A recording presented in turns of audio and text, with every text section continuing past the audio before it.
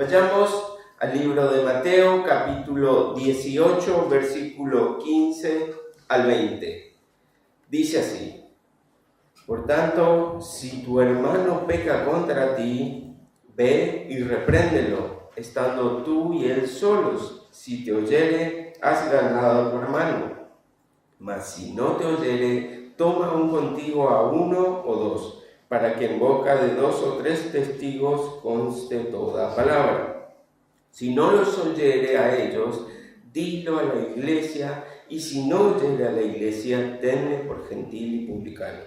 De cierto os digo que todo lo que atéis en la tierra será atado en el cielo, y todo lo que desatéis en la tierra será desatado en el cielo. Otra vez os digo que si 2 de vosotros se pusieren de acuerdo en la tierra acerca de cualquier cosa que pidieren, les será hecho por mi Padre que está en los cielos. Porque donde están 2 o 3 congregados en mi nombre, allí estoy yo en medio de ellos. Vamos a orar una vez más. Señor, pedimos de tu asistencia, pedimos de tu sabiduría, pedimos, Señor, que tú nos hables, tú alimentes hoy tu iglesia, que tu verdad y tu espíritu puedan obrar libremente, que podamos recibir esta palabra con unidad. Te lo pedimos, Señor, todo esto en el nombre de tu precioso Hijo Jesucristo. Amén y amén. Y hay una particularidad en estos versículos que nos va a ayudar a entender todo el desarrollo y cómo realmente entender estos últimos versículos que tanto mal, tanto daño y tan mal estudiados, predicados y enseñados fueron. Y eso es estas 2 palabras que comienzan al principio. Por tanto, esto entonces nos está dejando ver que claramente lo que está por seguir a continuación, aquello que leímos, se está haciendo referencia o está apoyando o refleja aquella idea que veníamos viendo desde hace tal vez 3 domingos atrás.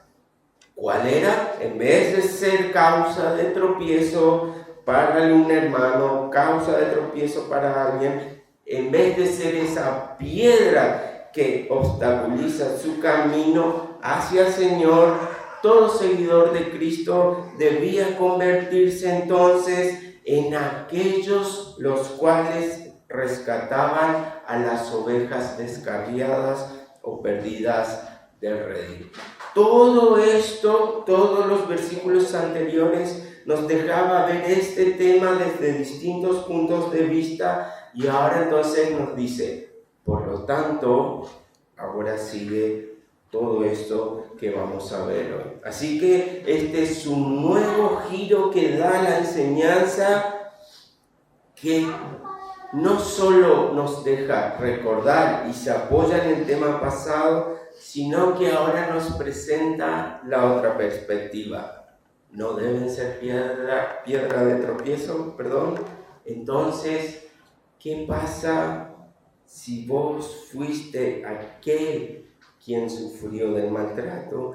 ¿Qué pasa si vos fuiste aquella ovejita que lastimaron? ¿Qué pasa si vos fuiste la que estafaron, que denigraron, que difamaron, que calumniaron, la que llamaron rebelde? ¿Qué si fue todo esto lo que llevó a enfriarte, a descarriarte, a alejarte o a tener cierto rechazo por la iglesia y por el Señor? Y esto me refiero a aquellos que lo han hecho en o hacia nuestras vidas. Entonces, no solo nos dice que no seamos piedra de tropiezo, pero ahora nos dice, bueno, ¿qué deberías hacer si vos fuiste el damnificado?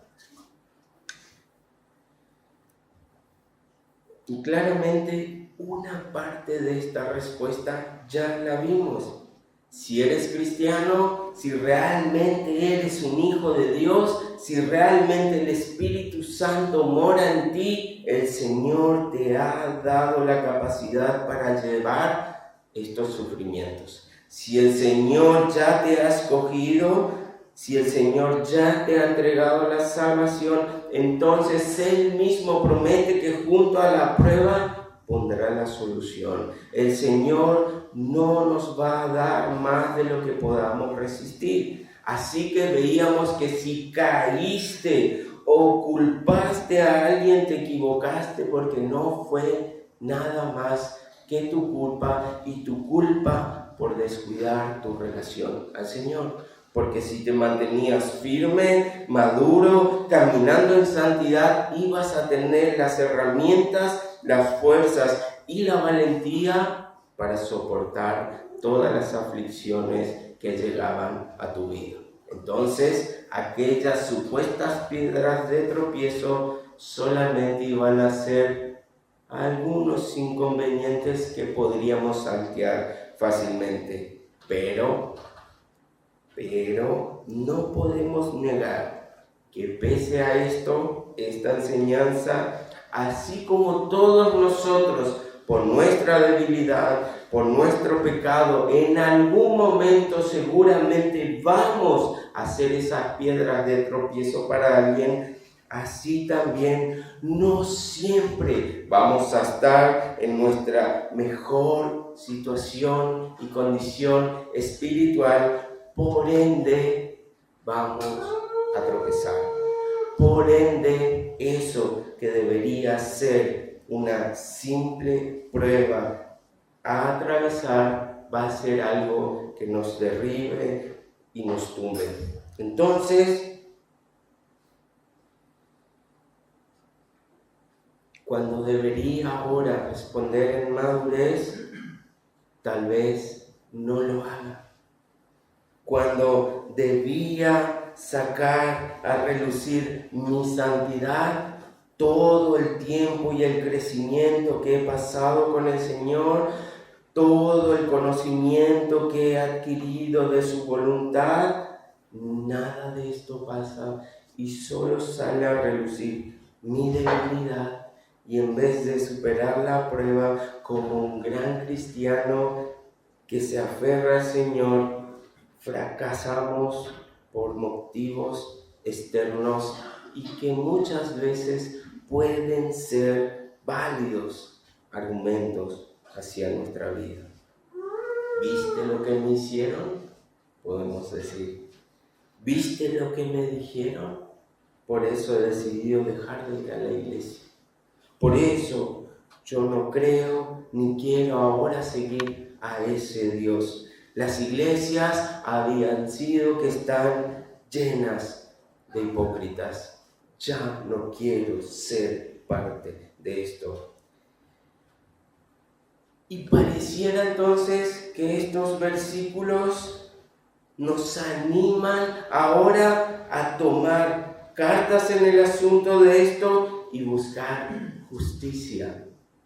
Estos versículos tal vez pareciera o mal entenderíamos si entendiéramos que nos llaman a buscar justicia por mano propia, casi validando ese pensamiento que empieza a dar vuelta en nuestra mente porque hemos sido lastimados. Entonces ahora merezco que me pidan perdón, merezco que alguien se acerque y damnifique todo lo que ha pasado en mi vida. Ahora merezco que los que se dicen cristianos paguen la deuda que tienen conmigo. No voy a descansar hasta hacerlos pagar por lo que me hicieron. Les voy a sacar hasta lo último que tengan. Hasta que no sufran todo lo que yo he sufrido, no voy a descansar, ni estar tranquilos, ni volver a tener paz.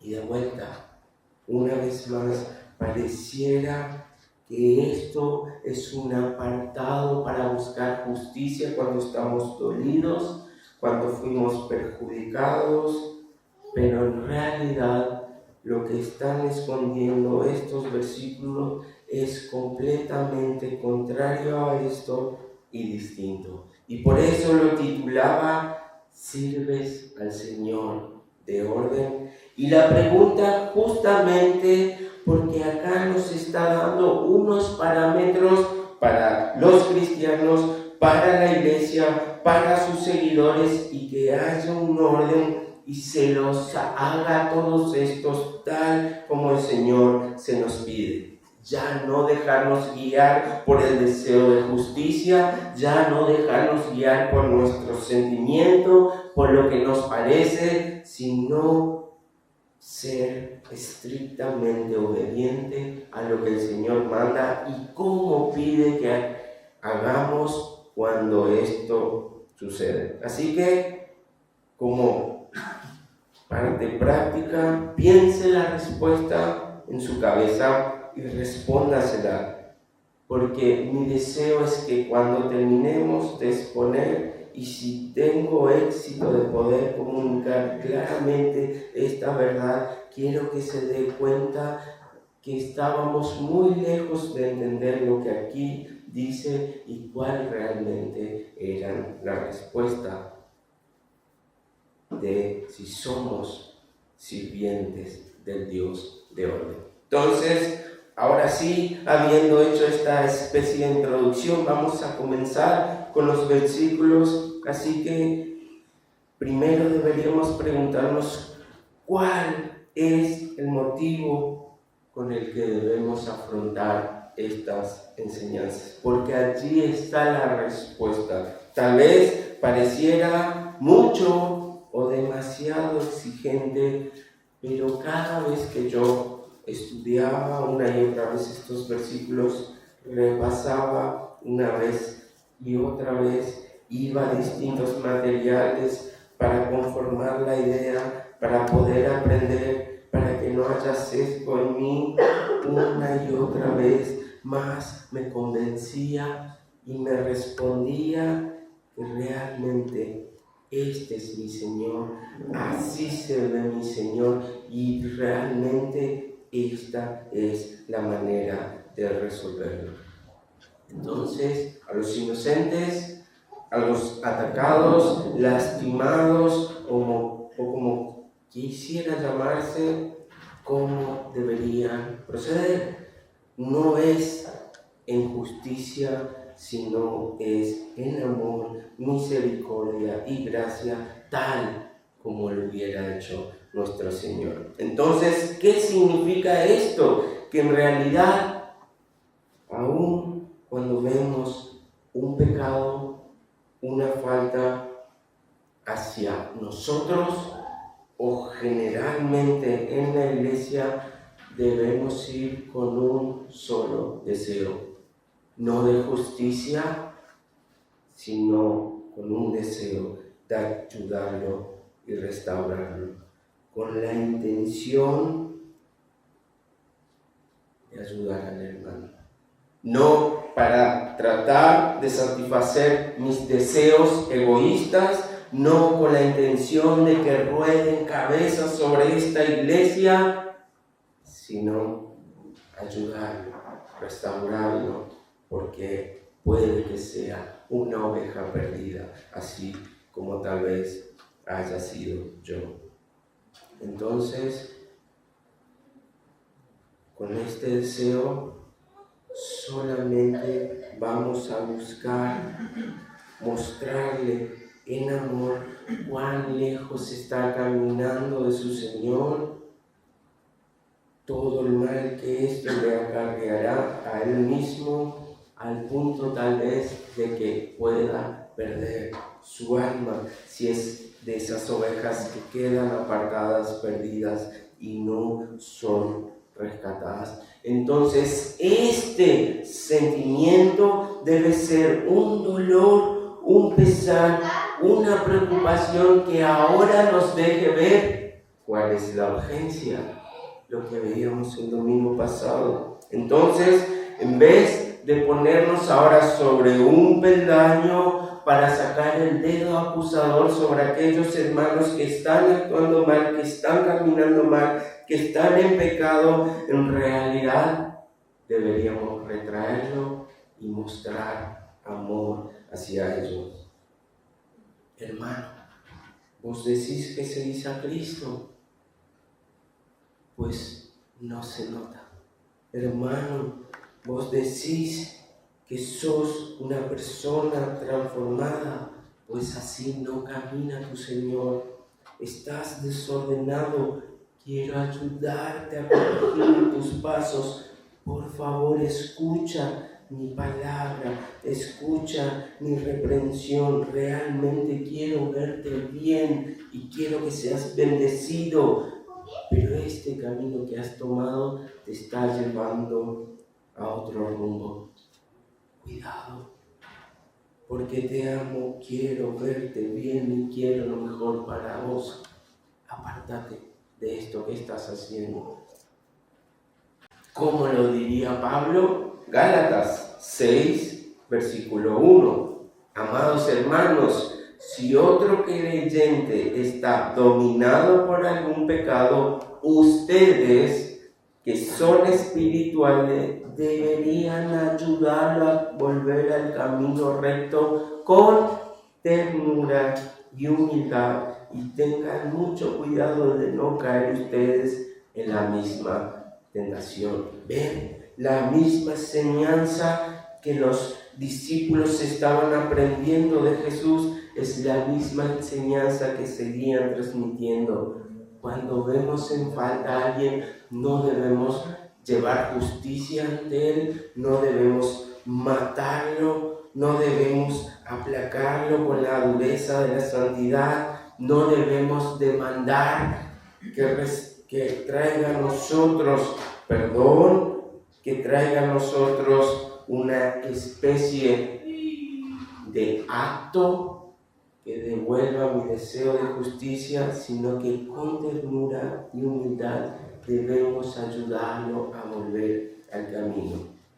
Entonces, de estar con esta actitud de justiciero del Señor, condenando a personas al infierno, y de ser aquellos que se creen capaces de juzgar por el paradero eterno, este no es salvo, este sí, este me agrada, este no, deberíamos en realidad angustiarnos, dolernos, preocuparnos, porque teniendo la opción de una vida abundante y bendecida, está escogiendo el dolor, la maldición, la angustia, el camino incorrecto, y realmente lo amamos y nos preocupa su vida aquí en la tierra y en su eternidad. Por eso velamos en amor y en urgencia por esto.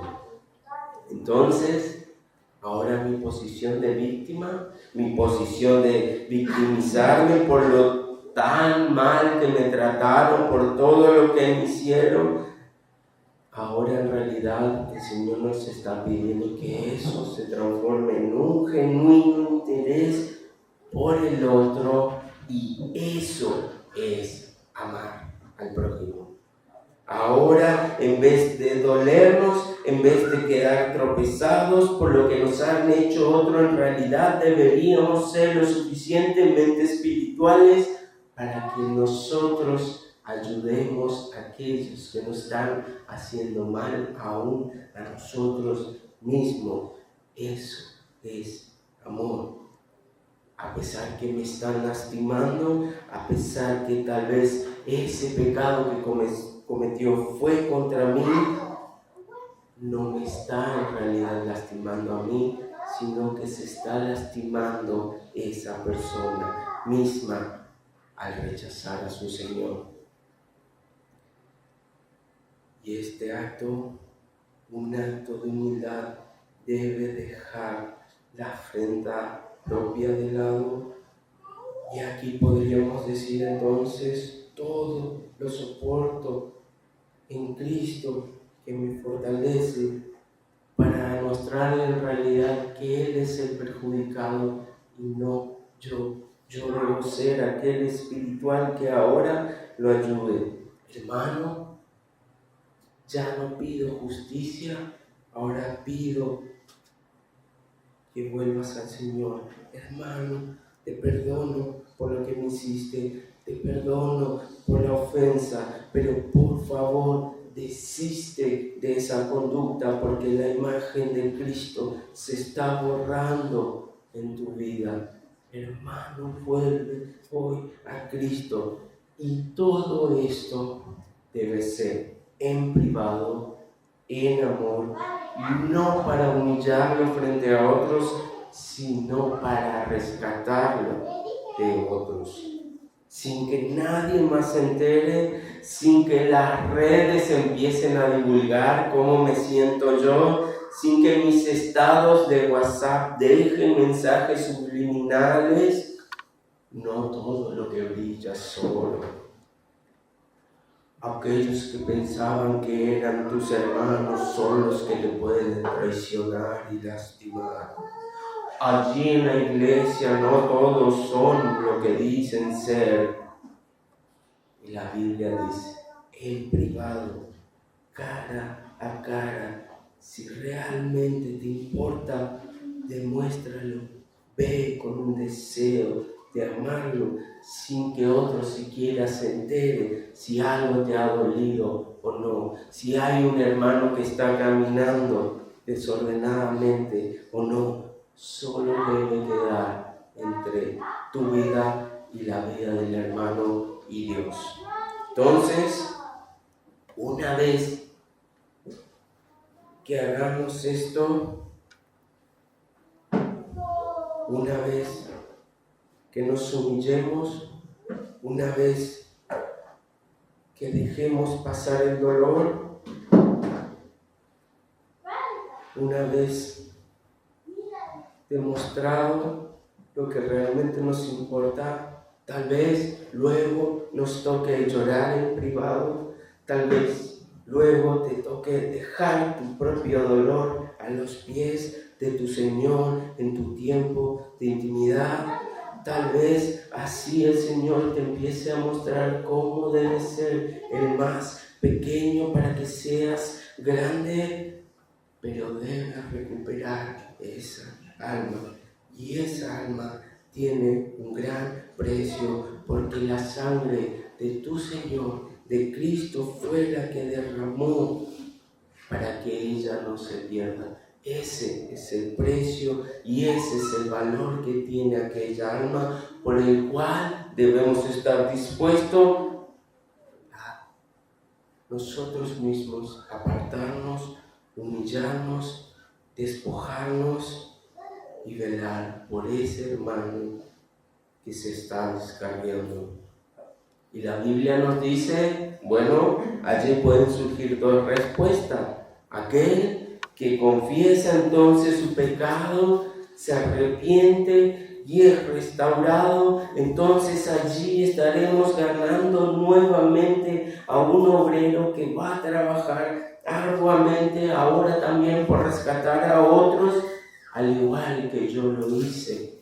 Y eso da gloria a Dios. Porque ahora entendemos ya que no se trata de nuestra reputación, no se trata de nuestras emociones, se trata de tener la madurez necesaria para lograr que todo se traduzca en que Cristo sea glorificado y nada estorbe a un pequeñito para llegar a los pies de nuestro Señor. Y ahora, entonces, si recordamos esto, la humillación, soportar el maltrato, soportar el pecado, aun cuando sea inocente, someterme al hermano, velar por él, orar por él, dejar mi propia vida de lado, es el amor. Fíjense, 1 Corintios 13, 4, 7. El amor es paciente y bondadoso.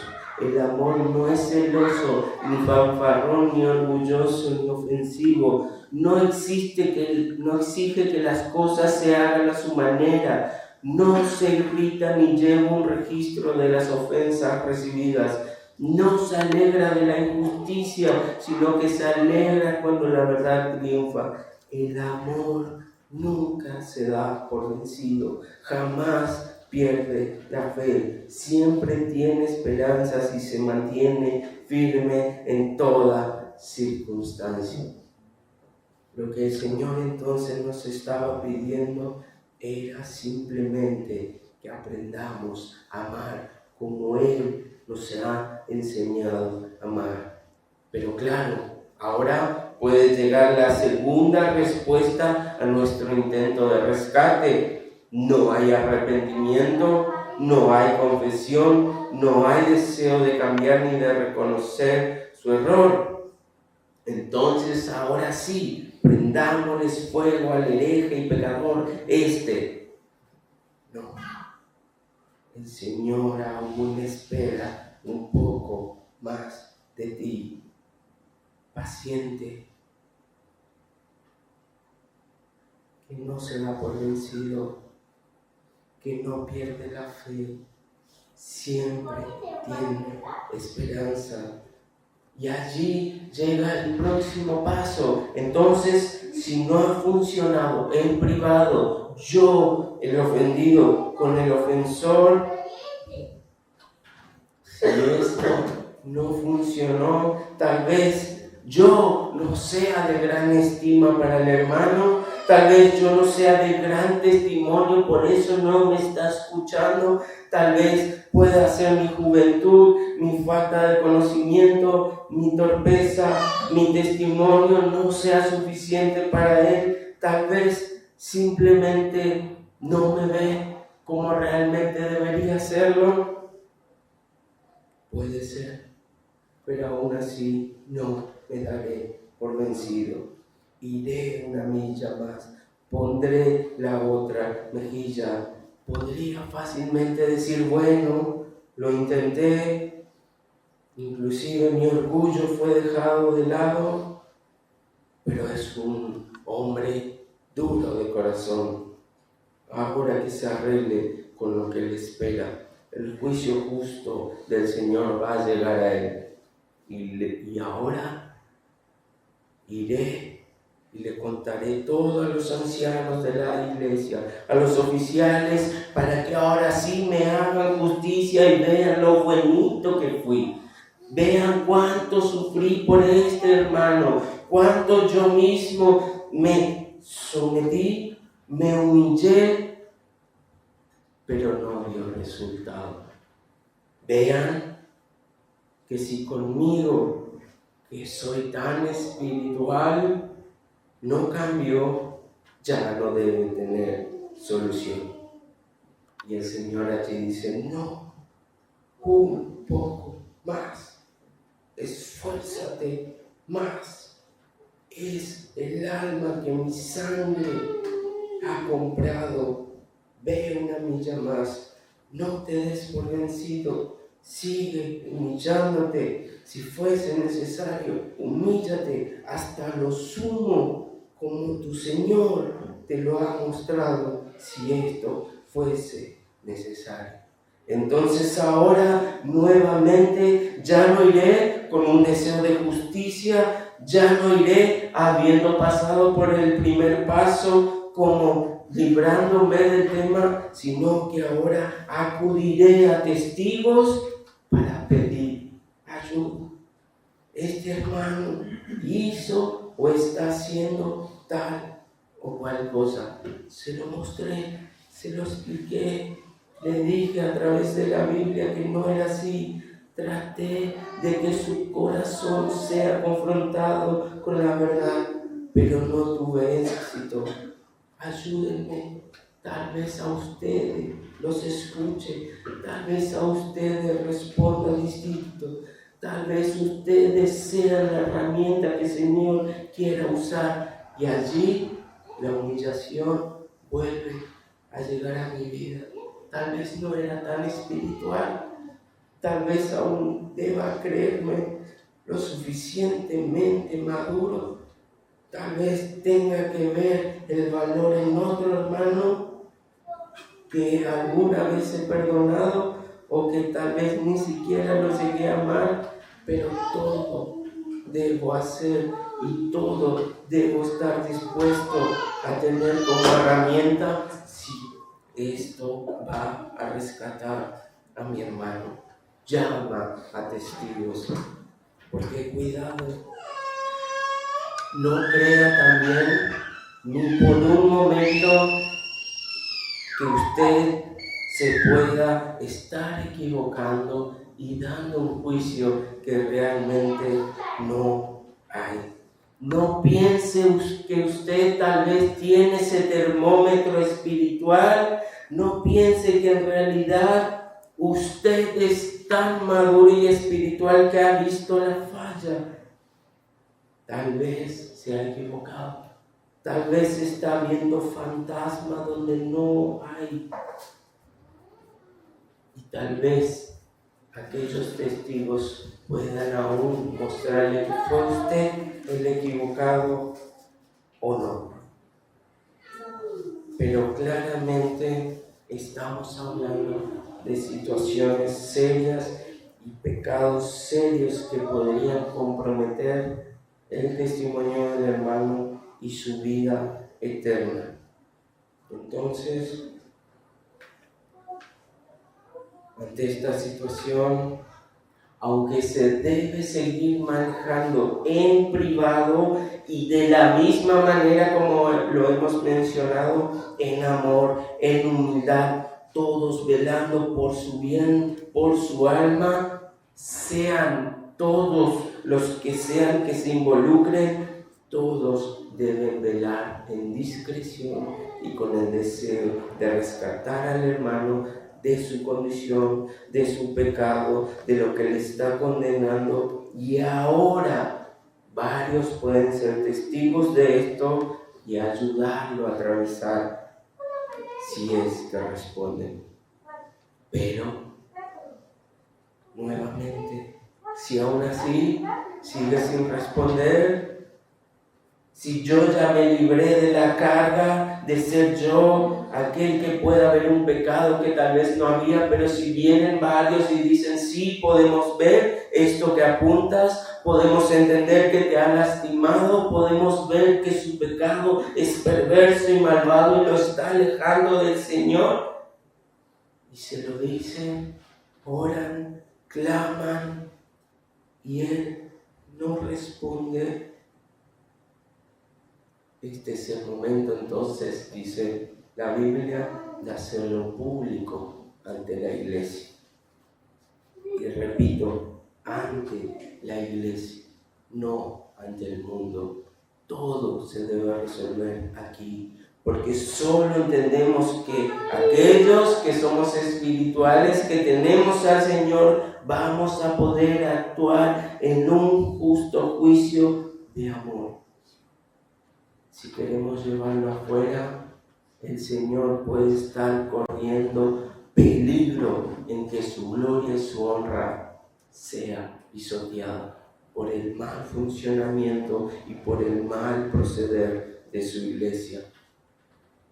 Entonces, una vez que la iglesia esté al tanto, una vez que la iglesia sepa lo que está sucediendo, ahora sí, toda ella debe responder ante este caso y tratar de dar una respuesta o una solución al conflicto.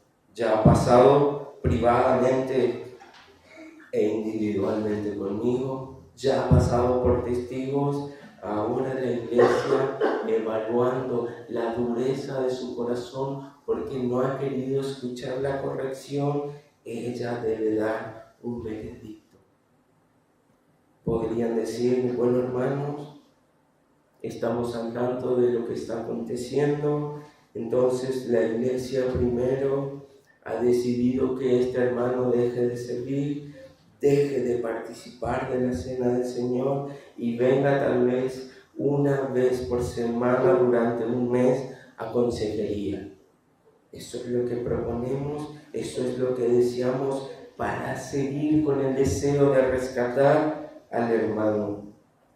O tal vez esto ocurra en la vida de un aspirante a la membresía. tal vez no está sirviendo, tal vez ya no es parte aún de la iglesia, entonces tal vez la iglesia pueda decir, bueno hermano, vemos tu conducta, vemos tu pecado, entonces tal vez debería esperar un poco más para ser parte de la iglesia. Si no puedes ver la falta que te han señalado los hermanos, si aún no tienes tan en claro esto que realmente es importante y fundamental, tal vez sería esperar, porque peor sería que estés en la membresía, porque esto sería más perjudicial que una bendición. Espera. Y este punto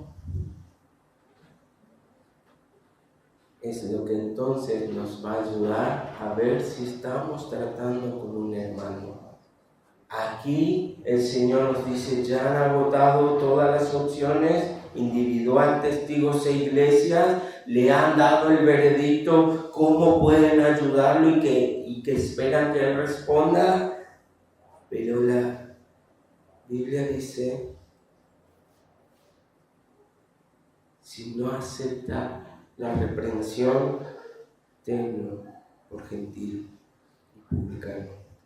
Pero ahora, si realmente es un hermano, si acepta la decisión de la iglesia, no estamos hablando de una o dos personas, sino de toda la iglesia, de todos nosotros que la componemos, entonces eso nos dejará ver esperanza.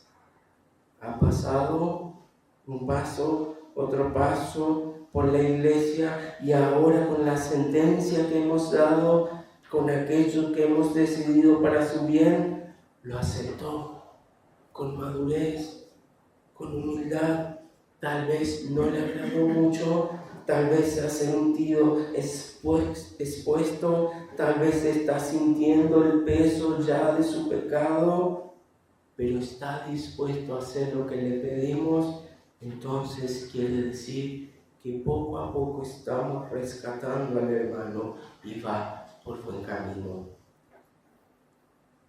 Pero nuevamente, y si su respuesta inmadura fue un rechazo a la iglesia misma, ahora a todos los que la componen, eso sería entonces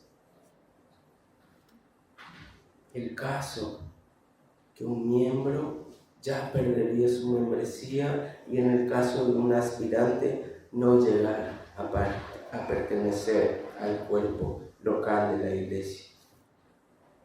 Entonces, allí, gentil y publicano. Y esto no quiere decir que lo maltratemos, esto no quiere decir que Jesús está de alguna manera insultándolo, no está queriendo denigrarlo ahora en su posición que ha vuelto a tener, sino que nos está mostrando cómo deberíamos verlo.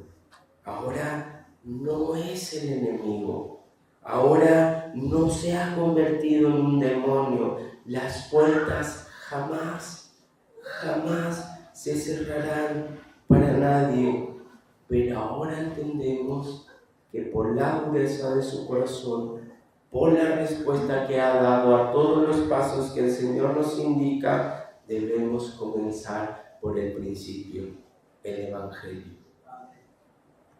Ya no lo vemos como un hermano, lo vemos como aquello que aún no conocen al Señor, gentil y republicano. Es eso. No es un cristiano. Entonces, hermanos, ahora con la misma actitud de amor, ahora con el mismo deseo por una alma, deben seguir en amor, tratando de rescatar esa ovejita. Nuestro deseo, nuestro amor y nuestra respuesta nunca debe cambiar, porque así se ve el amor. Y el Señor nos mandó amar a todos. Entonces, esto no hace que este hombre, esta mujer, se pierda de vista, sino que entendemos que aún podemos rescatarlo para el Señor si realmente es de Él, porque tenemos tiempo hasta que su vida deje la tierra. Y hasta allí debemos ser insistentes una y otra vez hasta rescatarlo. Segunda de Tesalonicenses, capítulo 3, 14 y 15. Nuevamente, Pablo, siguiendo con esta enseñanza, tomen nota de quienes rehúsan obedecer lo que decimos en esta carta. Aléjense de ellos para que se avergüencen. No los vean como enemigos, sino llámenles la atención como lo harían con un hermano. Entonces, hasta aquí, entendiendo el hilo temático de los pasajes, de lo que venimos hablando en todos estos versículos, toman razón de ser y coherencia con lo que desarrollamos. No debemos saltar entonces el orden de la iglesia a decir de golpe que ahora podemos desatar y atar milagros con nuestra palabra. No podemos entonces ahora decir que tenemos poder para reclamarle bendiciones al Señor y allí atar y desatar autos, fortunas, casas y un gran etcétera. Tampoco ahora tenemos la autoridad de atar o desatar a Satanás a nuestro deseo. Tampoco podemos atar o desatar al pecado como si fuese esta una declaración mágica. Si desde que empezamos a ver el capítulo 18 de Mateo podemos ver una y otra vez que nos llama a comportarnos como cristianos, a no ser piedras de tropiezo, a amar a aquellos que son piedra de tropiezo para rescatar a nuestra alma, no tiene sentido entonces pensar que ahora termina con esta enseñanza completamente desconectada de lo que el Señor nos está diciendo. Ahora nos pondremos de acuerdo entre 2 o 3 y todo lo que pidamos nos será hecho. Hermano, quien quiere un auto, cuando termine la reunión venga, nos ponemos de acuerdo para orar y le reclamamos al Señor que en esta semana, en la puerta de mi casa, llegue el auto, porque nos hemos puesto de acuerdo 2 o 3 reunidos. Una completa locura, algo completamente descabellado. ¿Cómo llegan a eso si estamos hablando de la disciplina, del pecado, de la maldad del corazón? ¿Por qué tendría sentido saltar estos pasos, saltar a la iglesia, saltar a los hermanos que son piedra de tropiezo a un poder en el cual podemos reclamarle algo a Dios? No es eso. Sigue sosteniendo exactamente el mismo tema. Y esto claramente es uno de los versículos que nos validan la membresía para todos aquellos que se asustan con esta palabra. ¿Membresía en la iglesia? Hay distintos grupos, algunos que tienen cargos de élite, algunos que pueden usar la pileta, el camping de la iglesia y otros no.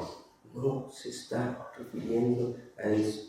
Ahora la iglesia tiene la autoridad de aceptar o rechazar miembros, atar o desatar. Esto es lo que quiere decir. La iglesia ha sido aprobada por el Señor, tiene la autoridad del Señor para reconocer a verdaderos cristianos o no, a los que acepten ser parte del cuerpo y se sometan a este orden, van a ser aceptados.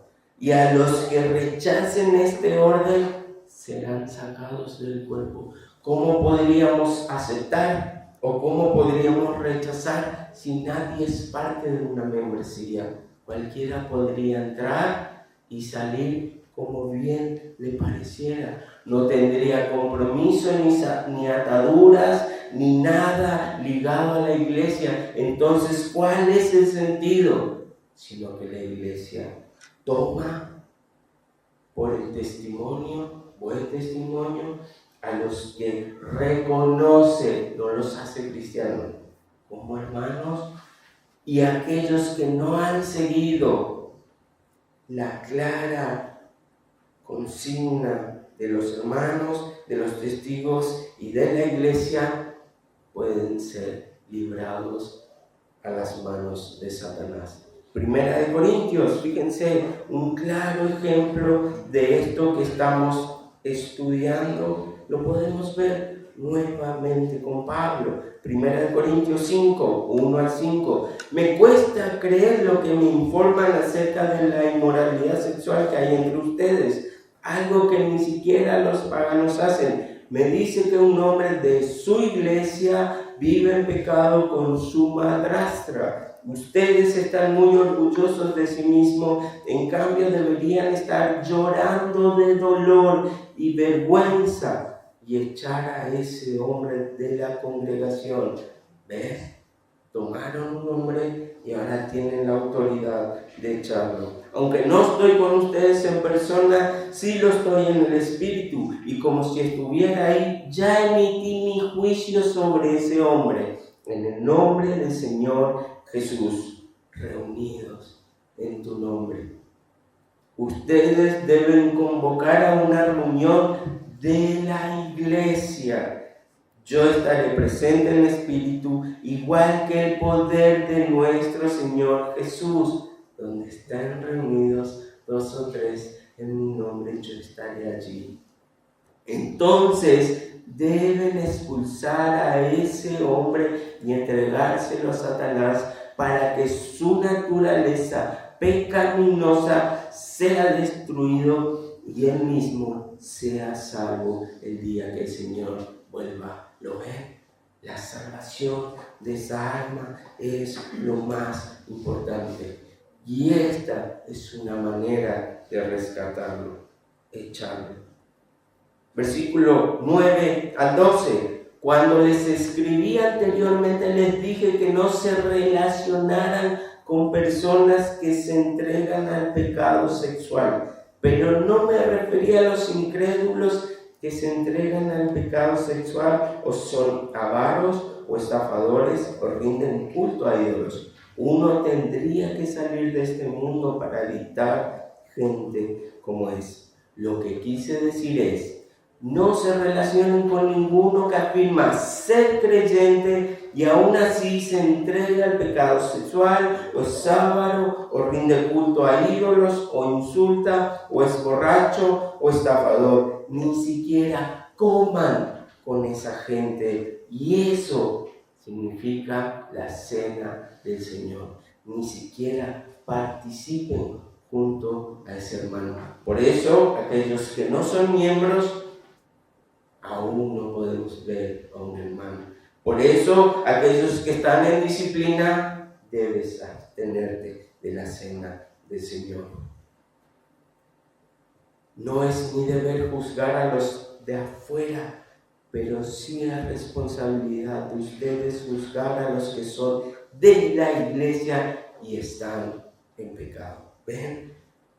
Ahora, todo esto ha pasado. Un miembro de esa iglesia se encontraba en un pecado aborrecible por el Señor y por cualquier hombre. Dice, aún los de afuera repudian esto que está haciendo. Ustedes tomen carta en el asunto. Si no lo escuchó, no tuvo el consejo de apartarse, ya fue individual, ya fue con testigo, ya fue toda la iglesia y no tuvo reparo en abandonar este pecado, sigue siendo piedra de tropiezo. Deséchenlo, quítenle la membresía, que Él nos identifique con ustedes, porque la gloria y la honra del Señor puede estar siendo manchada.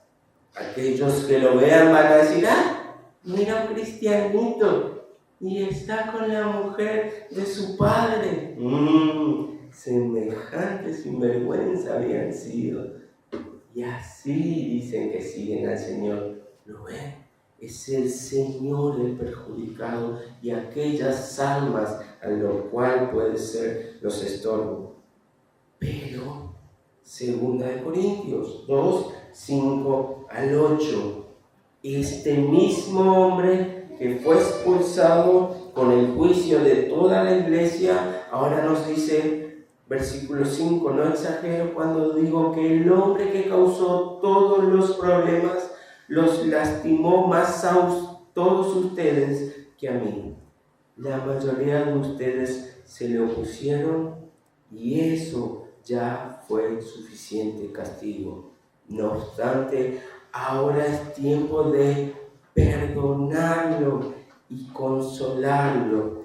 De otro modo, podría ser bendecido por el desaliento. Así que ahora les ruego que reafirmen su amor por él. Todo fueron medidas tomadas de la iglesia en el orden que el Señor había establecido para que esta persona recapacite, entienda todo lo que ha perdido a hermanos que lo amaban, ha perdido a hermanos y personas que se preocupaban por él, con las que podía compartir, con las que podía hablar del Señor, compartir la cena del Señor para recordar el sacrificio de Cristo. Lo habían desechado para que recapacite y lo hizo, tuvo efecto. Entonces ahora volvieron a tomar a aquel hermano rescatado y arrepentido por sus pecados. Entonces allí podemos ver que la disciplina no es un asunto de castigar o no a los hermanos, sino un elemento para restauración y rescate que nos da nuestro Señor. Entonces, ahora atamos y desatamos, aceptamos o rechazamos, lo hacemos parte o lo entregamos a Satanás. Todo esto para su bendición y su restauración. Es mejor perder un pie, una mano, arrancarse el ojo, pero así y todo, no perderse y tener salvación. Es la misma idea y la misma urgencia.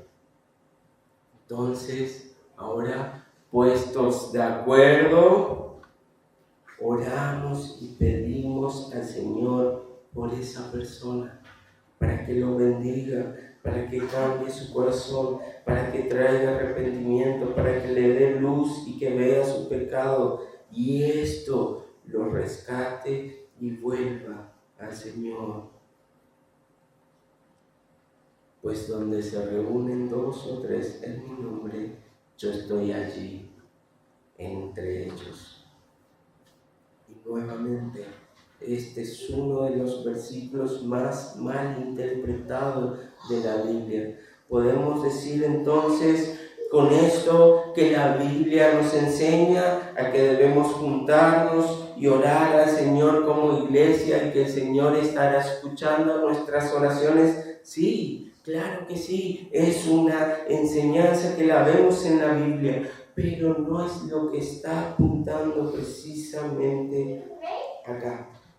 No es la idea de la disciplina y de los pasos al orden que apunta esa enseñanza, sino que el Señor nos está dejando ver algo. Así sean 2 o 3 reuniéndose para hablar del Señor, así sean 2 o 3 reuniéndose para abrir sus Biblias. Allí está comenzando una iglesia. Allí hay una obra. Allí está el Señor para bendecirlas, para ayudarlas a atar y desatar, a tomar o rechazar miembros, a seguir su perfecta voluntad con el orden que Él nos manda a tener. Entonces, cuando allí en algún lugar insólito, en algún desierto, en algunas lejanías de la ciudad, de la civilización empiecen 2 o 3 a reunirse, allí está el Señor bendiciendo eso y Él mismo lo está llamando iglesia. No importa el número, sino a quién están glorificando.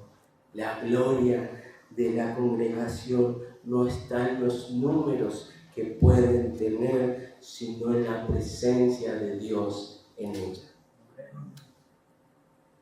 Y si la presencia del Señor está allí en medio, habrá manifestaciones de salvación de los perdidos y restauración de los extraviados. ¿Pueden ver entonces qué significan estas palabras? Allí hay una iglesia del Señor. El Señor está bendiciendo si obran en el orden que Él les pide que obren. Ahora, si eres nuevamente aquel que hoy está caminando en pecado, tampoco debes esperar que alguien te confronte o te llame la atención si está en tu capacidad y estás reconociendo que estás fallando. Hoy es el día que tienes para arrepentirte y formar o seguir formando el cuerpo del Señor y la membresía de la iglesia. No esperes que nadie confronte tu vida si ya tú lo puedes ver. No esperes que alguien venga y te marque aquello que ya el Espíritu Santo, que mora en ti, te lo está marcando y diciendo: ora, lee tu Biblia, congrégate, anima a los hermanos, enséñales, exhórtales, deja ese pecado, camina ordenadamente, crece en santidad, obedece, porque el Señor si no va a exponerte para que el orden que Él pide sea en tu vida y tu vida sea rescatada.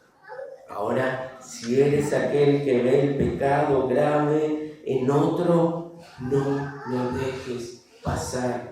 No desvíes ni quite tu vista de aquel hermano, porque así solamente te estarás haciendo partícipe de su falta y de su pecado. Ayúdalo en amor, rescátalo, condúcele una vez más a Cristo para que, viendo la santidad de este gran Dios, pueda ver y aborrecer su maldad y su pecado, y así pueda responder en arrepentimiento y fe.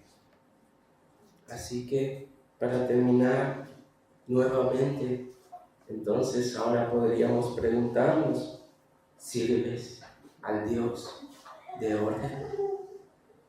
¿Cómo Él